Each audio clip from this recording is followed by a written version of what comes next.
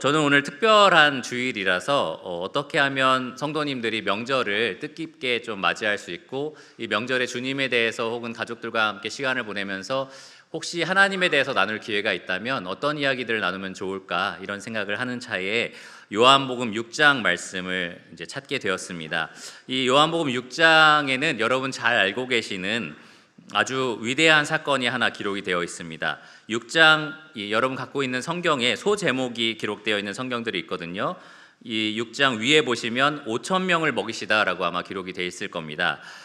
잘 아시는 교회 오래 다니셨다면 너무너무 많이 들어봤던 그 오병이어의 사건이 이 요한복음 6장에 기록되어 있습니다.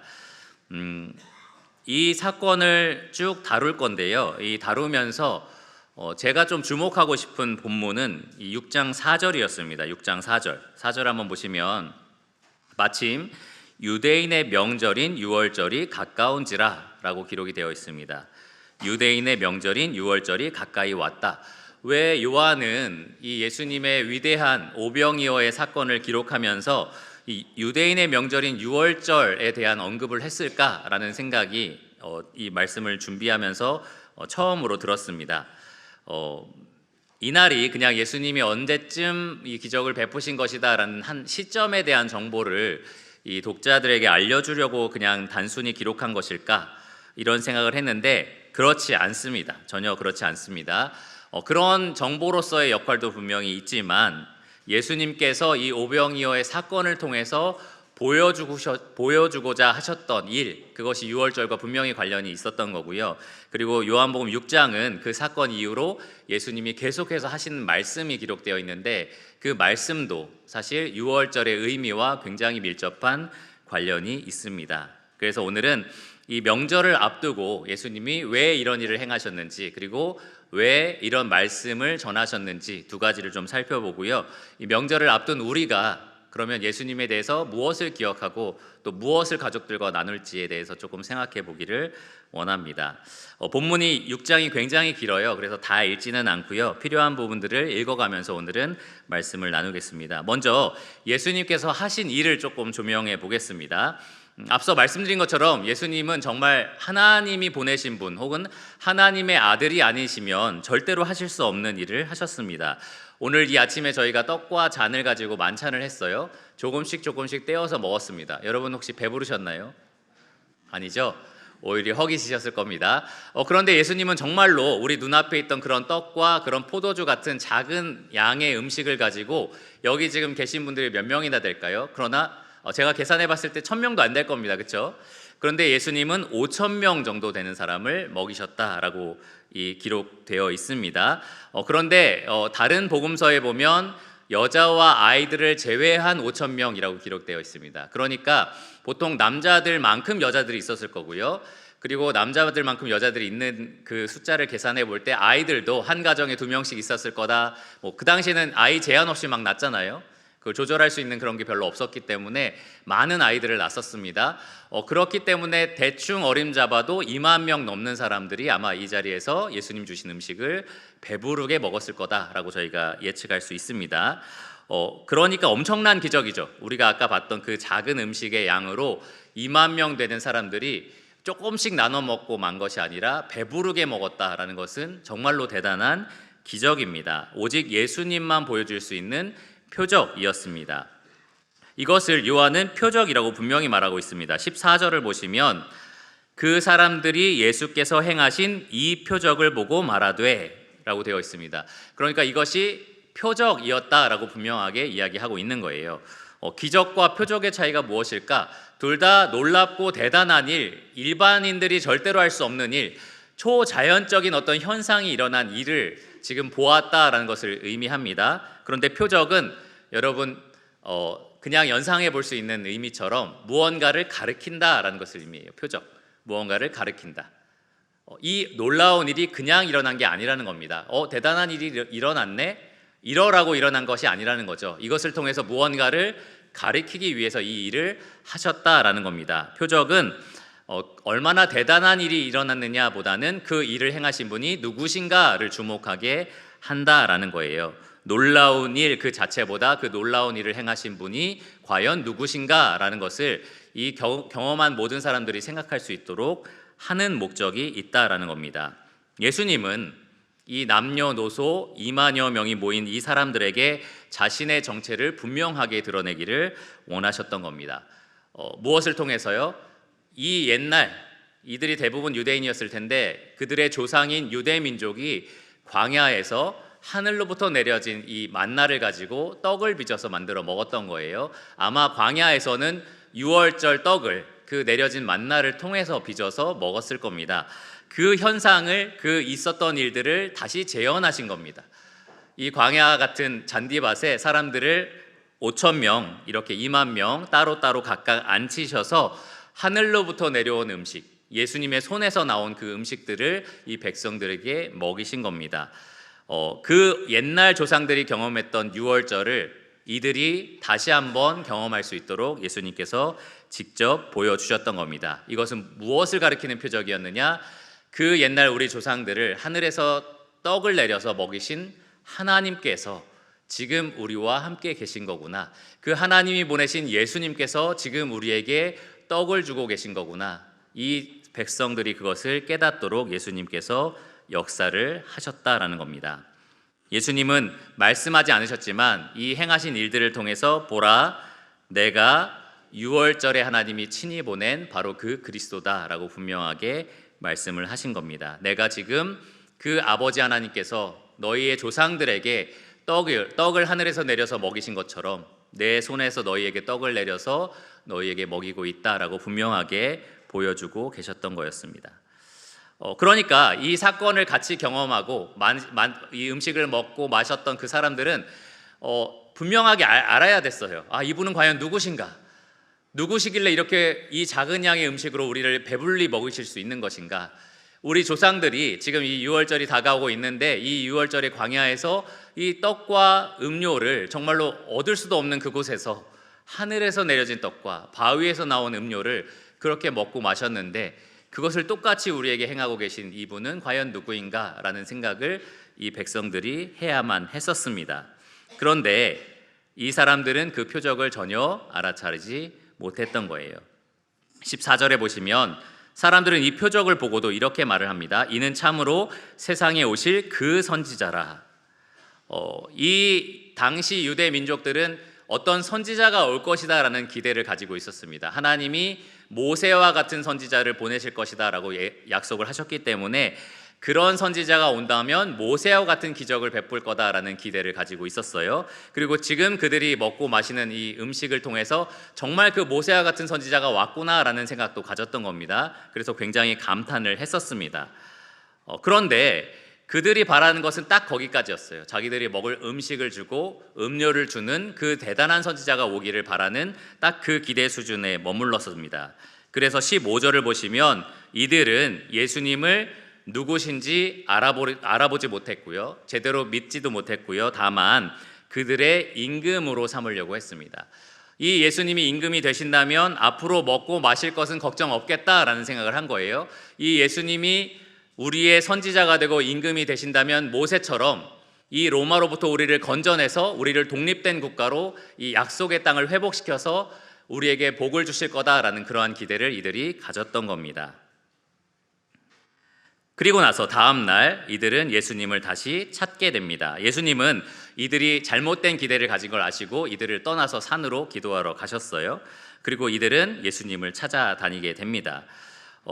여기 다루지는 않겠지만 15절에서 21절을 보시면 예수님은 제자들 먼저 가버나움으로 건너가라 라고 하셔서 제자들은 배를 타고 가버나움으로 갔고요. 예수님은 그 가운데 바다를 걸어서 이 제자들의 배에 올라타시고 같이 가버나움으로 건너가게 되십니다. 22절을 보시면 이렇게 되어 있습니다. 이튿날 바다 건너편에 서 있던 무리가 배 한 척 외에 다른 배가 거기 없는 것과 또 어제 예수께서 제자들과 함께 그 배에 오르지 아니하시고 제자들만 가는 것을 보았더니, 거의 스파이죠. 아주 자세히 살펴봤던 겁니다. 예수님이 제자들과 함께 가버나움으로 도로 배를 타고 가지 않으신 걸 우리가 봤단 말이죠. 제자들만 간 걸 본 거예요. 그러니까 예수님은 분명히 이곳에 계실 거다라고 생각을 해서 이 2만여 명의 사람들 중에 아마 많은 사람들이 다시 배를 타고 이 예수님이 이 떡과 잔으로 그들을 배불리 먹였던, 오병이어로 배불리 먹였던 그 장소에 다시 예수님을 찾아서 가신 겁니다. 그래서 23절에 보시면 그러나 디베랴에서 배들이 주께서 축사하신 후 여럿이 떡 먹던 그곳에 가까이 왔더라. 그리고 24절에 보시면 무리가 거기에 예수도 안 계시고 제자들도 없음을 보고 곧 배들을 타고 예수를 찾으러 가버나움으로 가서, 그러니까 다시 이 떡과 물고기를 먹었던 장소에 갔다가 예수님을 못 발견하고 가버나움으로 다시 배를 타고 돌아온 상황입니다. 그리고 가버나움에서 예수님을 만납니다. 25절에 보시면 바다 건너편 가버나움에서 예수님을 만나서 이렇게 물어봐요. 랍비여, 언제 여기 오셨나이까? 예수님을 지금 간절히 찾아다닌다라는 것이 보이실 겁니다. 어떻게든 예수님을 찾아서 같이 있고 싶어하는 이 사람들의 이 마음이 여러분 헤아려지실 겁니다. 그런데 예수님은 이들이 왜 예수님을 쫓아다니는지 정확히 알고 계셨어요. 그래서 26절에 보시면 이렇게 대답을 하십니다. 예수께서 대답하여 이르시되 내가 진실로 진실로 너희에게 이르노니, 내가 진짜로 말하는데 라는 의미입니다. 내가 진짜로 말하는데 너희가 나를 찾는 것은 표적을 본 까닭이 아니요 떡을 먹고 배부른 까닭이로다. 표적을 본 까닭이 아닌가라는 생각이 아마 처음에 드실 거예요. 예수님의 이 놀라운 표적을 봤으니까 이렇게 따라다니는 거 아닌가? 그런데 이 말씀은 너희가 지금 이 표적이 정확하게 가리키는 나를 알아보고 믿어서 따라다니는 것이 아니다라고 말씀하신 겁니다. 단지 이 떡을 먹고 배부르니까, 이런 것들을 해주는 사람이 왕이 됐으면 좋겠으니까 나를 지금 따르고 있는 것이다 라고 말씀을 하시는 겁니다. 6장 2절을 보시면 그들은 이미 표적을 보고 예수님을 따르고 있었어요. 큰 무리가 따르니 이는 병자들에게 행하시는 표적을 보았음이로라. 그러니까 이들은 계속해서 예수님이 행하시는 대단한 일들을 목격하기 위해서 지금 따라다니고 있는 중이었습니다. 그리고 정말로 그 누구도 역사상 한 적이 없는 이 놀라운 오병이어의 기적, 이 표적을 보고도 그들은 예수님이 왜 그 표적을 보여주시는지를 전혀 알지 못했습니다. 그래서 예수님은 이렇게 말씀하세요. 자꾸 떡 이렇게 얘기하니까, 빵, 우리가 이걸 먹고 배불러야겠다 이런 얘기를 하니까 27절에 보시면 썩을 양식을 위하여 일하지 말고 영생하도록 있는 양식을 위하여 하라. 이 양식은 인자가 너희에게 주겠다라고 말씀을 하십니다. 이런 썩어버릴 음식들, 그런 거 쫓아다니지 말고 썩지 않는 양식, 영생하도록 있는 양식을 따라하라, 그것을 쫓아라 라고 말씀하시면서 내가 그것을 줄 수 있다라고 말씀을 하신 거예요. 그러면 보통 어떻게 반응하는 것이 맞습니까? 그런 떡을 저에게 주십시오, 영생하도록 있는 떡을 저에게 주십시오, 그걸 당신이 주실 수 있습니까? 그러면 저에게 주십시오 라고 반응하는 것이 옳을 겁니다. 예수님은 지금 그들의 관심사를 떡이 아니라 그 떡을 줄 수 있는, 이 떡보다 더 영생하도록 있는 그것을 줄 수 있는 자기 자신을 바라보도록 하셨는데, 그들은 다시 한번 이렇게 이야기를 합니다. 그러면 하나님을 위한 일이 무엇입니까? 하나님을 위한 일, 영생하는 일을 위해서 하면 그런 것을 준다고 하니까, 그러면 하나님을 위한 일이 뭐냐라고 물어보는 거예요. 그 일을 해서 영생하는 떡을 우리가 먹겠다, 얻겠다라고 이야기를 하는 거예요. 다시 한번 관심사를 이 양식에 두고 있습니다. 그러니까 예수님이 29절에 이렇게 말씀하세요. 하나님께서 보내신 일을 믿는 것이 하나님의 일이다. 그러니까 그런 것 쫓는 것이 아니라 나를 믿는 것, 그런 것을 줄 수 있는 나를 의지하는 것이 곧 너희가 할 수 있는 일이다. 그것이 하나님이 기뻐하시는 일이다 라고 다시 한번 그들의 관심사를 떡이 아니라 떡을 주실 수 있는 하나님께 두게, 자기 자신에게 둘 수 있도록 그렇게 도와주셨습니다. 그래서 30절에 보면 그들이 다시 이렇게 물어본 거예요. 그러면 우리가 보고 당신을 믿도록 행하시는 표적이 무엇이니까? 하시는 일이 무엇이니까? 방금 전에 오병이어 표적 보여주지 않았나요? 그런데 또 표적을 보여달라는 거죠. 지금 하늘에서 내려온 표적을 보여달라라고 지금 이야기를 하는 겁니다. 이것이 표적을 쫓는 사람들의 대표적인 특징입니다. 죄인들의 특징이에요. 표적을 충분히 못 봐서 예수님을 믿지 못하는 게 아닌 겁니다. 그냥 그들의 마음에 예수님이 믿어지지 않는 거예요. 그들이 추구하는 것이 예수님이 주실 수 있는 것과 같은 것이 아닌 겁니다. 누가복음 11장 15절과 16절을 보시면 예수님이 이 악한 병이 든 사람들, 이 악한 마귀 때문에 말 못하게 된 사람을 고쳐주신 적이 있었습니다. 그때 반응이 두 가지였거든요. 첫째, 너는 귀신의 왕 바알세불의 힘을 빌어서 이것을 고친다. 예수님의 이 표적을 비방하고 그리고 부정하는 일이 있었습니다. 두 번째로 누가복음 11장 16절에 보면 이거 말고 하늘로부터 오는 표적을 더 보여달라라고 이렇게 요구를 했었습니다. 이것이 예수님 표적을 보여주실 때마다 일어났던 부정적인 반응이었어요. 그 표적을 부정하거나 아니면 하늘로부터 온 표적을 더 보여달라라고 요구를 했던 겁니다. 그러면서 이 오병이어를 경험한 사람들도 똑같이 반응을 했습니다. 지금까지 봤던 그 병 고치는 표적, 오병이어의 표적 다 부정하고요. 마치 없었던 것처럼 그렇게 부정을 하고 30절과 31절을 보시면 이렇게 또 요구를 해요. 기록된 바 하늘에서 그들에게 떡을 주어 먹게 하였다 함과 같이 우리 조상들은 광야에서 만나를 먹었나이다. 당신이 모세보다 더 큰 선지자라면 하늘로부터 오는 그러한 표적을 보여주셔야 합니다. 그래야 우리가 믿겠습니다 라고 요구를 하는 겁니다. 그들은 예수님의 엄청난 표적을 봤지만 오히려 예수님을 시험했습니다. 여러분 한번 이렇게 생각해 보세요. 여러분이 오늘 애찬이 없습니다. 그렇죠? 그래서 아마 많이 실망스러우실 텐데 제가 아래층에 갔더니 우리가 먹던 이 떡이 좀 남아있고 그리고 포도주가 한 잔이 남아있는 겁니다. 저 밑에 있을 건데요. 제가 여러분 여기 모여주세요 라고 하면서 이 떡과 잔으로 여러분들에게 막 축사하고 하늘에 기도를 하고 여러분들에게 나눠주기 시작하는 겁니다. 그랬더니 계속 저의 손에서 음식이 나오고 한 사람 한 사람 배불러지는데도 계속해서 음식이 멈추지 않고 나오는 거예요. 그러면 여러분 저를 뭐라고 생각하시겠습니까? 귀신? 누가 뭐라고 하셨나요? 마귀? 악마? 이렇게 생각 안 하시겠죠? 뭐 대단한 선지자 정도로 생각하실 수도 있을 겁니다. 하나님이 저 사람 통해서 뭔가 대단한 일을 하시려나 보다라고 생각하실 수도 있어요. 그리고 어떤 분들은 이걸로 못 믿겠으니까 뭔가 더 대단한 걸 보여달라라고 저한테 요구하실 수도 있습니다. 그런데 사실 정상적인 반응은 정말 하나님이 저 사람을 통해서 무언가를 하셨구나, 그러니까 저 사람은 하나님께서 보낸 사람이구나 라는 것을 생각하셔야 됩니다. 그 표적이 가리키는 대상이 누구인지를 여러분들이 정확하게 아셔야 한다라는 거예요. 여러분이 먹고 마셨던 이 만찬 떡, 제가 아까 예시를 들어서 떡을 막 먹고 배불렀고 잔을 먹어서 배불렀다고 해서 아이고 너무 좋다, 다음 주에 또 해주세요, 이렇게 해서 멈추면 안 된다는 거예요. 그런 일을 행한 사람이구나 라는 것을 인정하고 그 사람이 하는 말에 귀를 기울여야지 정상이다라는 겁니다. 예수님은 바로 그것을 위해서 그들에게 유월절을 재현해 보여주셨는데도 그들은 아무도 이것을 알아차릴 수가 없었던 겁니다. 전혀 이해할 수가 없었던 거예요.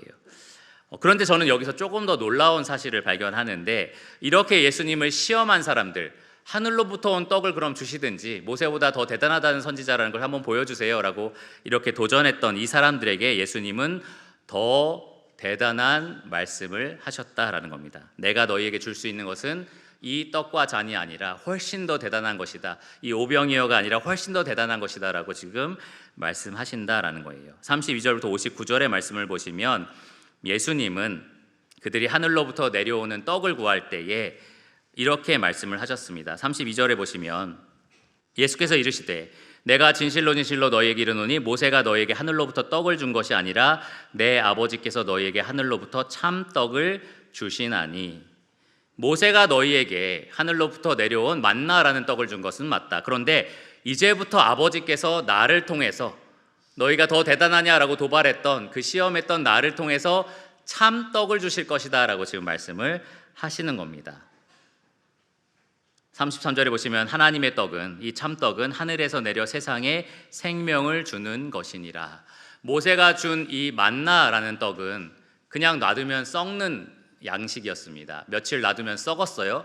하나님께서 그래서 매일매일 거두라고 하셨습니다. 하루만 더 보존하면 썩어버리는 양식이었기 때문에 그래요. 그런데 지금 예수님 말씀하시는 이 참떡은 썩는 것이 아니라 오히려 이 세상에 생명을 주는 양식이다라고 분명하게 말씀을 하십니다. 그리고 나서 내가 바로 그 참떡이다라는 엄청난 말씀을 하세요. 35절에 보시면 나는 생명의 떡이니 내게 오는 자는 결코 줄이지 아니할 터이요 나를 믿는 자는 영원히 목마르지 아니하리라.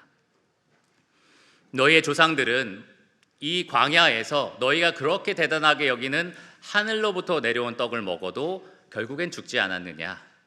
그런데 하나님께서 지금 내려주시는 참떡, 이 예수를 믿는 자는, 예수를 먹는 자는, 마시는 자는 절대로 죽지 않는다, 영원한 생명을 누린다라고 말씀을 하시는 겁니다. 51절도 보세요. 이렇게 예수님 말씀하십니다. 나는 하늘에서 내려온 살아있는 떡이니 사람이 이 떡을 먹으면 영생하리라. 내가 줄 떡은 곧 세상의 생명을 위한 내 살이니라. 여기 교회 오래 다니신 분들은 이 말씀을 보시면서 아, 그렇지, 우리가 아침에 떡과 잔도 먹었고 예수님이 살과 피를 주셨다라고 하는 말씀이 예수님을 믿으면 우리가 죄사함을 받고 영원한 생명을 누린다라는 것이지, 이렇게 아마 다 그냥 이해가 되실 겁니다. 그런데 오늘 아마 교회를 처음 오시거나 아니면 경험이 별로 없으신 분들, 아니면 이 당시에 유대인들 중에서도 이 맥락을 이해하지 못했던 사람들은 이들처럼 그렇게 오해했을 거예요. 아니, 자기가 사람 아닌가? 이 가버나움 갈릴리 지역의 그 형제자매들 누군지 알고 엄마 아빠 누군지 우리가 다 아는데, 그런데 자기가 하늘에서 내려왔다고?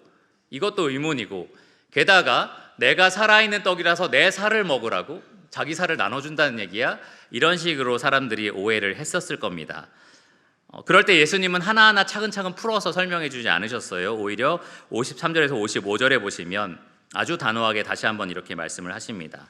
53절입니다. 내가 진실로 진실로 너희에게 이르노니 인자의 살을 먹지 아니하고 인자의 피를 마시지 아니하면 너희 속에 생명이 없느니라. 내 살을 먹고 내 피를 마시는 자는 영생을 가졌고 마지막 날에 내가 그를 살리리니 내 살은 참된 양식이요 내 피는 참된 음료로다.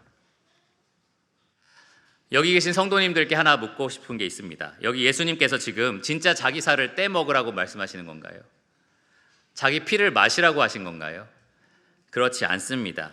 아까 말씀드린 것처럼 유월절이 가까이 왔던 시점이었습니다. 유대인들, 이 예수님의 대부분의 청중들이 유대인이었을 텐데 그 유대인들에게 아주 익숙한 유월절이 지금 다가오고 있는 상황이었습니다. 예수님이 이 말씀을 하신 것은 그들이 기념했던 유월절과 연결되어 있어요. 유월절에 그들이 무엇을 했습니까? 떡과 포도주를 먹고 마셨습니다. 떡은 무엇을 상징했죠? 애굽의 압제로부터 그들이 급하게, 그래서 무교병을 빚어야 됐어요. 그러니까 발효시킬 수 있는 시간이 없어서 급하게 나와야 됐기 때문에 하나님이 우리를 이렇게 속히 구원하셨다라는 것을 기념하는 쓴 나물과 이 무교병을 먹어야 했었습니다. 이 광야에서는 하늘에서 내린 만나를 빚어서 그래서 무교병을 만들어 먹었었을 겁니다. 그것을 기억하는 이 행사를 유월절마다 그들이 했었던 거고요. 그리고 나서 포도주를 마셨습니다. 유월절 당일에는 사실은 이 어린 양을 잡아다가 문설주에 임방에 바르고 그리고 고기를 먹는 것을 했었는데, 그리고 나서 그 이후에는 양 고기와 함께 포도주를 마심으로써 이 포도주로 이 피를 대신하는, 이 피를 상징하는 것들을 기억하게 했었습니다. 유대인들은 포도주를 마시면서 하나님께서 애굽에서 우리를 건져내셨다, 하나님께서 우리의 이 속량, 우리의 몸값을 지불하셨다라는 것과 하나님이 우리의 하나님으로서 언약을 맺으셨다라는 사실을 포도주를 마시면서 내내 기념을 했었습니다. 주님은 이 유월절을 그들에게 다시 한번 기억하게 하시는 거예요. 내가 진짜 그 유월절 어린 양이다. 내가 진짜 그 유월절의 떡이고 내가 그 유월절의 포도주다라고 말씀을 하신 겁니다. 내가 너희를 죄에서 건져내는 하나님의 어린 양이다. 내가 너희를 위해서 대신 그 문설주에 임방에 피를 발라야 하는, 목숨을 바쳐야 하는 그 희생 제물이다라고 말씀을 하신 겁니다. 내 살을 먹고 내 피를 마셔야만 너희가 진짜로 이 로마가 아니라 너희 죄로부터 건진받을 수 있다라고 분명하게 말씀을 하신 겁니다. 예수님은 죄의 삭슬 치르시고요, 이 마귀의 압제로부터 이 백성들을 건져내시고요, 그리고 하나님과 이 백성들 사이에 영원한 언약을 자기의 피로 맺으실 것이었습니다. 그래서 이들에게 그 말씀을 하신 거예요. 나의 살을 먹어라, 나의 피를 마셔라, 그래야만 너희가 영원한 구원을 얻을 수가 있다. 그들이 날마다 기억했던, 유월절마다 기념했던 하나님의 진노로부터 우리가 패스오버라고 하죠, 넘어가게 되었다라는 것을 기념했던 그 유월절, 참 유월절을 내가 지금 이루려고 한다라고 말씀을 하신 겁니다. 하나님의 이 죄에 대한 진노, 이 분노로부터 너희를 넘어가게 하는 것, 그것이 바로 나의 찢어지는 살과 나의 흘리는 피로 말미암아 너희에게 이루는 일이다라고 말씀을 하신 겁니다. 여러분 잘 아시다시피 이러한 예수님의 유월절 설교는 제자들에게 다시 한번 선포가 됐었습니다. 누가복음 22장 19절과 20절을 보시면 받아 먹어라. 이것은 너희를 위하여 주는 내 몸이라. 너희는 이를 행하여 나를 기념하라 라고 하셨고요. 이 잔은 내 피로 세우는 새 언약이니 곧 너희를 위하여 붓는 것이라 라고 말씀을 하셨습니다. 다시 한번 이 유월절의 의미를 제자들과 분명하게 나눠 주신 것이었습니다. 저는 이 오병이어 사건을 그동안 그냥 대단한 사건이라고 생각했고요. 사람들은 그냥 예수님의 말씀이 어려워서 못 받아들였다라고 생각을 했는데, 예수님 입장에서 이러한 것들을 한번 좀 생각해 봤습니다. 하나의 예시가 떠올랐어요. 나에게 자식이 있는데 자식이 심장병이 있어서 곧 죽게 될 몸이라는 거예요. 그런데 심장병만 문제가 아니라 뭐 경제적으로도 어렵고, 자녀를 키우는데 자녀들 때문에도 많이 어렵고, 뭐 질병도 있고 빚도 있고 막 이렇게 어려움들이 많은 거죠. 그래서 아버지가 와서 그런 많은 것들을 이제 해결해 주려고 노력을 하는 겁니다. 아버지가 돈으로 이 어려운 빚을 해결해 준다고 하니까 아들이 너무너무 기뻐하고, 아들이 아이들 힘들다고 그러니까 내가 다 봐줄게, 우리 집에 데리고 와, 그래서 너무너무 기뻐합니다. 그런데 아버지는 이 아들에게 더 좋은 걸 주고 싶은 거예요. 무엇을 주고 싶으냐? 나의 심장을 내주어서 너에게 생명을 주고 싶다라는 그 아버지의 진짜 마음인 거죠. 그런데 아들은 그거는 원하지 않는 거예요. 뭐 돈을 준다 그러면 좋아하고, 빚을 갚아준다 그러면 좋아하고, 자녀를 돌봐준다 그러면 좋아하고, 가정의 화목을 내가 중재해주겠다, 지켜주겠다라고 해도 너무너무 좋아하는데, 정작 그 생명을 건져주겠다라는 것은 좋아하지 않는 거죠. 그러니까 예수님도 이 오병이어의 기적을 통해서 사람들을 배불리 먹이셨을 때 그들은 그걸로 만족했거든요. 그냥 먹을 거 준다 그러면 몰려들었거든요. 어디 예수님 계시나 찾아다닐 정도로 예수님을 간절히 찾았었거든요. 근데 예수님께서 그걸로 충분하지 않다. 너희는 먹는 걸로 충분하지 않고 마시는 걸로 충분하지 않고, 너희의 진짜 문제는 이 죄의 짐을 벗어버리는 거다. 이 죄의 빚을 해결하는 거다. 이 죄의 사슬에서 풀려나는 거다라고 예수님이 말씀하시면서 내가 너희의 생명이 되겠다, 내 목숨을 버려서 너희 생명을 건지겠다라고 말씀하셨을 때 아무도 그것을 좋아하지 않았다라는 겁니다. 요한복음 6장 말씀을 보시면 마지막 끝에쯤 보세요.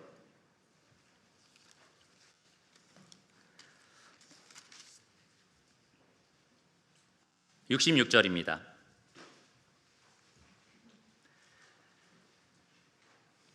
그때부터 그의 제자 중에서 많은 사람이 떠나가고 다시 그와 함께 다니지 아니하더라. 사람들은 생명을 준다라고 하는 구원자는 필요로 하지 않았습니다. 자기에게 정말로 필요한 것들을 주겠다라고 하는 이 구원자는 원하지 않았다라는 겁니다. 제가 만일 예수님이라면 이 모든 반응들을 미리 알고 계실 수 있는 그러한 예수님이었다면 저는 그냥 오병이어 먹여서 신처럼 숭배받고 임금처럼 그렇게 찬양받고 경배받고 그리고 그냥 떠나갔을 것 같아요. 괜히 이런 알아듣지도 못하는 말 해서 그냥 버림받고 이런 일들을 안 당했을 것 같습니다. 그런데 예수님의 심정이 느껴지더라고요. 이 수많은 길 잃은 영혼들에게, 자기의 생명이 영원한 지옥으로 가고 있다는 것도 모르는 이 불쌍한 영혼들에게 예수님은 내가 곧 이제 십자가에 너희 대신 박혀서 너희의 생명을 줄 것이다 라고 반드시 말씀해 주기를 원하셨다라는 겁니다. 이러한 박해를 받고 무시를 받고 멸시를 받을지라도 예수님은 우리에게 그러한 분명한 복음을 전달해 주기를 원하셨던 겁니다. 아쉽죠? 이런 것들을 사람들이 못 알아봤다라는 게, 사람들이 이것들을 급히 떠나버렸다는 게, 그것도 사람들뿐만 아니라 그분을 따르던 제자들도 예수님을 다시는 쫓아다니지 않았다라고 기록이 돼 있습니다. 그러나 예수님은 실망하지 않으셨고요. 우리가 잘 알다시피 결국에는 우리에게 생명을 주시기 위하여 자기의 생명을 내어주셨습니다. 그것이 우리가 기념하고 있는, 특별히 아침에 떡과 잔을 통해서 감사하고 또 경배하고 있는 예수 그리스도의 참된 사랑입니다.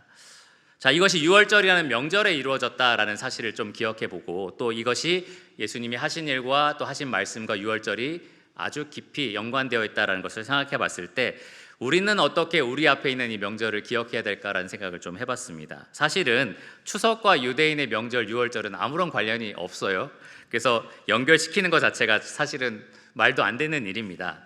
그런데 추석에도 종교성이 있다라는 것을 여러분 좀 기억하셔야 됩니다. 추석은 신라 시대에 유래한 명절이에요. 그래서 가을에 있잖아요. 그래서 소출이 있는 때입니다. 많은 어떤 이 식물들이 이제 결실을 맺는 시기고요. 그래서 그런 많은 풍성한 소출들이 있을 때에 그것에 감사하는 명절이 추석입니다. 제가 어렸을 때부터 아주 신라 시대니까 그보다 훨씬 더 전이겠죠.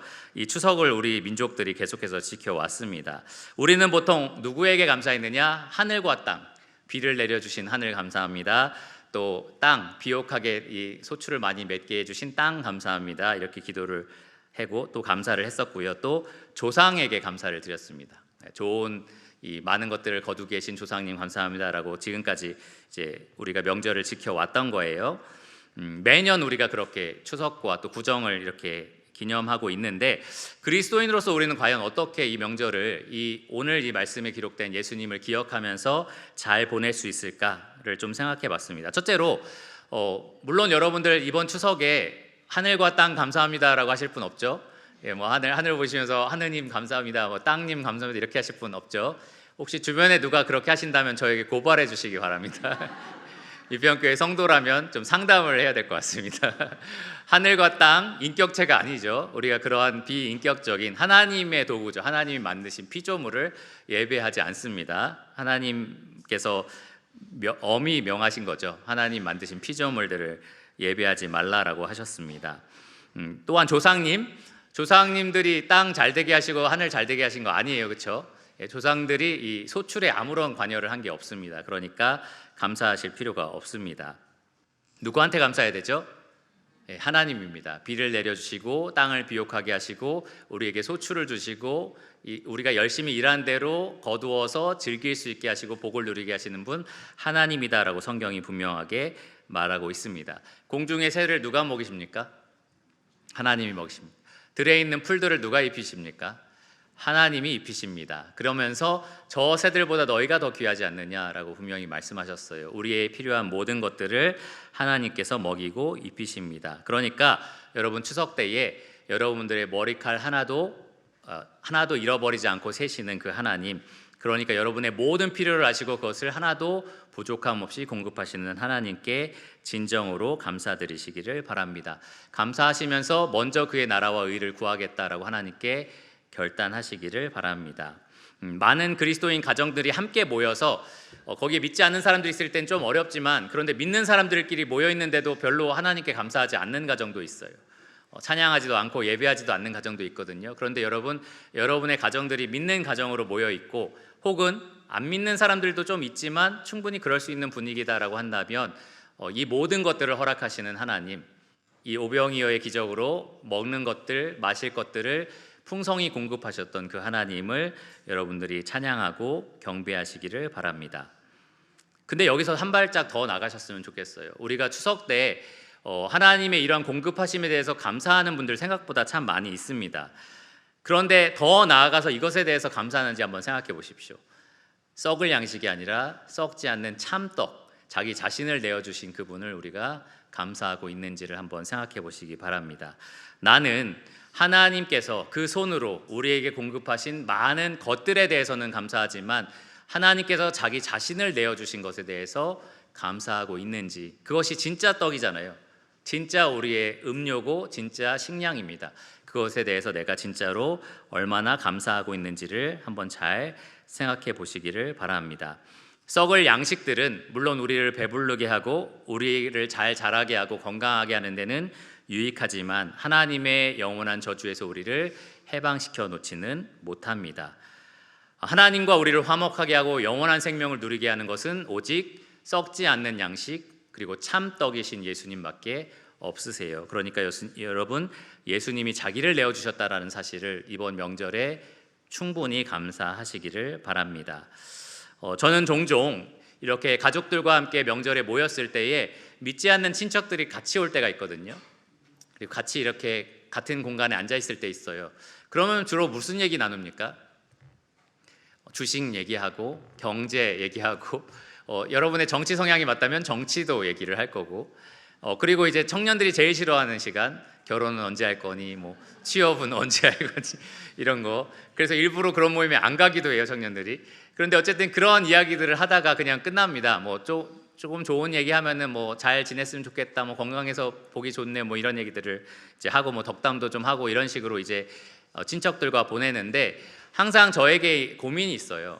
그리스도인으로서 나는 그들에게 어떻게 이 참떡이신 예수님을 드러낼 수 있을까? 예수님이 이 자리에 계셨다면 분명히 그들을 불쌍히 보셨을 텐데, 분명히 그들에게 필요한 것은 이 상에 지금 상이 부러지도록 차려진 뭐 송편과 맛있는 고기와 음식들과 이런 것들이 아니라, 과일들 이런 것들이 아니라 정말 그들의 영혼을 영원토록 만족시킬 참떡과 참 음료가 그들에게 정말 필요한데라는 게, 예수님이 만약에 우리 이 친척들과 함께 앉아 계셨다면 분명히 보이셨을 거고, 분명히 그들을 불쌍히 여기셨을 거고, 분명히 그들에게도 요한복음 6장에 있는 말씀들을 어떻게든 지혜롭게 하셨을 거다라고 생각이 드는 거예요. 그래서 여러분, 이번 명절에 그렇게 한번 해보시기 바랍니다. 근데 어렵게 하시면 안 돼요. 너 죽으면 지옥 가는 거 알아? 뭐 이렇게 하지 마세요. 그거 듣고 좋아할 분이 누가 있겠습니까? 그렇죠? 그런 얘기 듣고서 좋아할 사람이 누가 있겠어요? 그런 게 아니라, 제일 중요한 것은 제가 말씀을 준비하면서 생각해 본 건데, 내가 정말 그러한 참떡에 배부르다라는 것을 보여주는 겁니다. 내가 정말 이 참 음료로 더 이상 목마르지 않는다라는 것을 이 친척들에게 보여주는 겁니다. 친척들이 내 사정 다 알잖아요. 내가 경제적으로 얼마나 힘든지, 또 건강상 얼마나 많은 질병들을 앓고 있는지, 또 어떤 가족들 간의 관계, 어떤 갈등 관계를 친척들도 다 알고 있습니다. 그런데 어떻게 너는 이렇게 만족스러울 수 있냐? 너는 어떻게 이렇게 기뻐할 수 있느냐? 너 뭐 있어? 뭐 숨겨둔 땅 있어? 너 뭐 주식 투자한 거 있어? 어떻게 이렇게 평안할 수 있지? 넌 어떻게 이렇게 감사할 수 있지? 도대체 뭐가 그 비결이냐라고 했을 때, 나는 너희가 한 번도 먹어보지 못한 참떡을 먹은 사람이야. 나는 너희가 한 번도 마시지 못한, 그래서 전혀 목마르지 않는 그 참 음료를 마신 사람이다 라고 이야기를 해주는 겁니다. 그게 가장 큰 간증이 되는 거예요.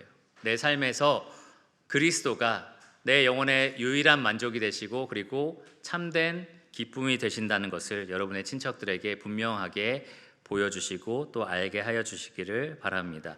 여러분, 쇼하라는 거 아닙니다. 아닌데 막 기뻐해야지 막 다 알아요, 그렇죠?